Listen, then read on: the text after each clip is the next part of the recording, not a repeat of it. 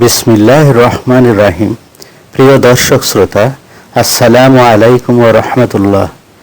আপনাদের প্রত্যেককে স্বাগত জানাচ্ছি চ্যানেল পিস বিডিতে। এটি একটি ইসলামিক চ্যানেল। প্রিয় দর্শক, আপনিও চ্যানেলে সাবস্ক্রাইব করার মাধ্যমে ধর্মীয় বাণী প্রচারে সহযোগিতা করে সদকা জারিয়ার কাজে সহযোগিতা করতে পারেন। এবারে আসি ভিডিওটির মূল বিষয়ে। সম্মানিত দর্শক, আমাদের আজকের ভিডিওর বিষয় স্ত্রীদের পক্ষ হতে তাদের আদেশ ছাড়াই স্বামী কর্তৃক কুরবানি করা সম্পর্কে। আয়েশা রাদিয়াল্লাহু আনহা হতে বর্ণিত, তিনি বলেন, জিলকাদা মাসের 5 দিন বাকি থাকতে আমরা আল্লাহর রাসূল সাল্লাল্লাহু আলাইহি সাল্লামের সঙ্গে রওনা হলাম। হাজ আদায় করা ব্যতীত আমাদের অন্য কোনো ইচ্ছা ছিল না।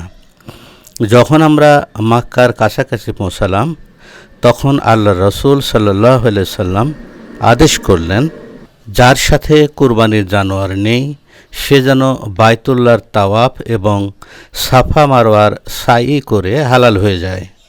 আয়েশা রাদিয়াল্লাহু আনহা বলেন, কুরবানির দিন আমাদের কাছে গরুর গোশত আনা হলে আমি বললাম, এ কি?